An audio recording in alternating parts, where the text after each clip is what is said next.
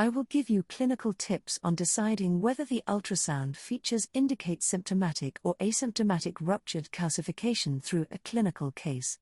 Multiple linear calcifications are associated with an atrophic change of the infraspinatus tendon and cortical irregularity at the tendon attachment surface.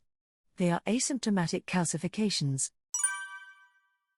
There is an irregularly shaped ruptured calcification in the distal supraspinatus tendon and subacromial bursitis. The surrounding tendon shows localized swelling. The history indicates that the rupture occurred within the last week. It is a symptomatic calcification. The clustered, ill-defined faint calcifications resemble a branching pattern in the subscapularis tendon. When you find these features of calcifications, you must know two pieces of information: the VAS score and the duration of pain. If the pain is intense and has a recent onset, the calcification ruptured recently. It is silent if it is not intense or has a long duration history.